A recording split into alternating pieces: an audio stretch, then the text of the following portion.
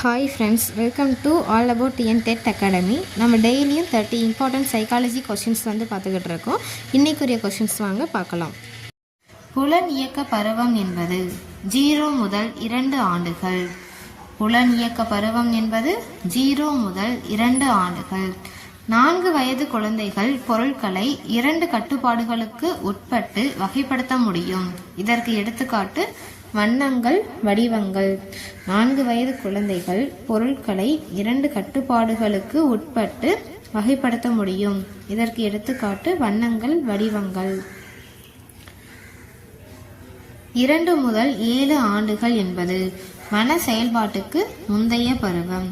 2 முதல் 7 ஆண்டுகள் என்பது மன செயல்பாட்டுக்கு முந்தைய பருவம். மனிதன் தன் வாழ்நாள் முழுவதும் இந்த உலகத்துடன் இணைந்து செயலாற்றுவதால் ஏற்படும் அனைத்து வளர்ச்சியையும் டேஷ் படிநிலைகளில் விவரிக்கின்றார் எரிக்சன். 8 படிநிலைகளில் மனிதன் 8 படிநிலைகள்ல தம் வாழ்நாள் முழுவதுமே இணைந்து செயல்படுறாரு உலகத்தோட அப்படின்னு சொல்லி எரிக்சன் சொல்லியிருக்காங்க. சொல்லின் பொருளை மிகவும் பெரிதாக்கி அது பொருந்தாத இடங்களிலும் பயன்படுத்துமாறு செய்வது மிகைப்பட பொதுமையை படைத்தல். குழந்தைகள் சிறு வாக்கியங்களை பேச தொடங்குவது 18 முதல் 24 மாதங்களில். குழந்தைகள் ஃபர்ஸ்ட் எப்ப சிறு வாக்கியங்களை பேச தொடங்குறாங்கன்னா 18 முதல் 24 மாதங்கள்ல தான். மொழியை வளர்க்கும் சூழ்நிலைகளை அறிந்து கொள்வது அறிதல் திறன் வளர்ச்சி. மொழியை வளர்க்கும் சூழ்நிலைகளை அறிந்து கொள்வது அறிதிறன் வளர்ச்சி.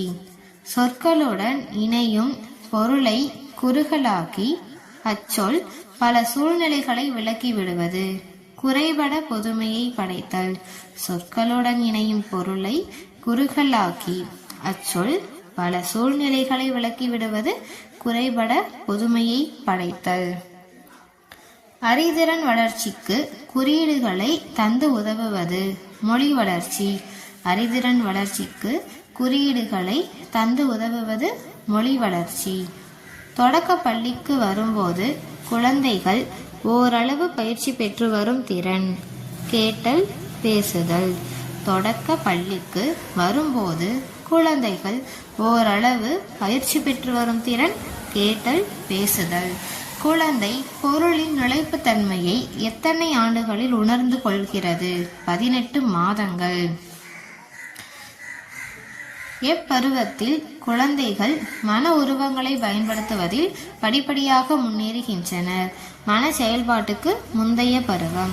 எந்த பருவத்துல குழந்தைகள் மன உருவங்களை பயன்படுத்துறதுல படிப்படியா முன்னேறுகின்றனர் அப்படின்னா மன செயல்பாட்டுக்கு முந்தைய பருவம். பியாஜே குறிப்பிட்டுள்ள குழந்தை வளர்ச்சி படிநிலைகள் எத்தனைனா 4. பியாஜே குறிப்பிட்டுள்ள குழந்தை வளர்ச்சி படிநிலைகள் 4. உடல் வளர்ச்சிக்கும் அறிவு வளர்ச்சிக்கும் தொடர்பு உண்டா? நெருங்கிய தொடர்பு இல்லை. உடல் வளர்ச்சிக்கும் அறிவு வளர்ச்சிக்கும் நெருங்கிய தொடர்பு இல்லை அப்படின்னு சொல்றாங்க. மன செயல்பாட்டுக்கு முந்தைய பருவம் எத்தனை ஆண்டுகள்னா 2 முதல் 7 ஆண்டுகள். மன செயல்பாட்டுக்கு முந்தைய பருவம் எத்தனை ஆண்டுகள்? 2 வயது முதல் 7 ஆண்டுகள். விஸ்வபாரதி என்பது தாகூரால் துவக்கப்பட்டது டேஷ் பல்கலைக்கழகம். விஸ்வபாரதி என்பது தாகூரால் துவக்கப்பட்ட டேஷ் பல்கலைக்கழகம். குழந்தை தன்னுடைய எத்தனாவது மாதத்தில் தனது முதல் சொல்லை தெளிவாக பெறுகின்றது அப்படின்னு பார்த்தோம்னா 10 முதல் 14 மாதங்கள். தன்னுடைய முதல் சொல்ல குழந்தை எப்ப தெளிவா பெறுதுன்னா 10ல இருந்து 14 மாசத்துல. உலகினை புரிந்து கொள்ளவும் உலகத்தோடு இணைந்து செயல்படவும் குழந்தைக்கு எவை அடித்தளமாகிறது? அறிதல் திறன் வளர்ச்சி மற்றும் மொழி வளர்ச்சி. குழந்தைகளின் மொழித்திறன் வளர்ச்சி எந்த பருவத்துல முதிர்ச்சி பெறுகின்றது? பள்ளி பருவம். குழந்தைகளோட மொழித்திறன் வளர்ச்சி எந்த பருவத்துல முழுமை பெறுகிறது இல்லைன்னா முதிர்ச்சி பெறுகின்றது அப்படின்னு சொல்லி பார்த்தோம்னா நம்ம பள்ளி பருவத்துல தான். கல்வியின் தற்போதைய அமைப்பு எதை அடிப்படையாக கொண்டது? பாடத்தை மையமாக கொண்டது. இப்ப நம்ம இருக்கிற நிலைமையில கல்வியோட தற்போதைய அமைப்பு எதன் அடிப்படையாக இருக்குதுன்னா பாடத்தை மட்டுமே அடிப்படையாக கொண்டிருக்கு. சிடுசிடுக்கும் தன்மை கொலாரிக் பர்சனாலிட்டி என்பது உணர்வால் வலிமையாகவும் உடலால் வலிமையற்றும் இருப்பர். எதிர்மறையான தன் அடையாள உணர்வை பெறும்போது குழந்தைக்கு எந்த குறைவு ஏற்படுகிறது? மனநல குறைவு. எதிர்மறையான தன் அடையாள உணர்வை பெறும்போது குழந்தைக்கு எக்குறைபாடு ஏற்படுகிறதுனா மனநல குறைவு.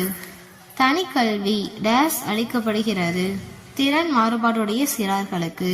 தனிக்கல்வி எந்த குழந்தைகளுக்கு அளிக்கப்படுகிறது அப்படின்னு சொல்லி பார்த்தோம்னா திறன் மாறுபாடுடைய சிறார்களுக்கு. குழந்தைகள் எதன் மூலம் கற்கிறார்கள்? பெற்றோர்கள். இது ரொம்ப ரொம்ப முக்கியமானது. குழந்தைகள் எதன் மூலம் கற்கிறார்கள்? ஃபர்ஸ்ட் பெற்றோர்கள் மூலியமா தான். குழந்தை கல்வியுடன் தொடர்புடையவர்கள் யார் அப்படின்னு சொல்லி பார்த்தோம்னா ரூசோ. குழந்தை கல்வியுடன் தொடர்புடையவர்கள் ரூசோ. தமிழகத்தில் தொடக்க பள்ளியின் வேலை நாட்கள் எத்தனைனா 210 நாட்கள். தமிழகத்தில் தொடக்க பள்ளியின் வேலை நாட்கள் 210 நாட்கள். எமிலி இவருடைய கற்பனை குழந்தை டேஸ் ஆகும்? ரூசோ. எமிலி இவருடைய கற்பனை குழந்தை டேஸ் ஆகும்? ரூசோ. குழந்தையை குழந்தையாக கருத வேண்டும் என்று கூறியவர் யாருன்னா அதுவும் ரூசோ. குழந்தையை குழந்தையாக கருத வேண்டும் என்று கூறியவர் ரூசோ. ஒரு குழந்தையின் முதல் ஆசிரியர் அப்படின்னு சொல்லி பார்த்தோம்னா பெற்றோர்.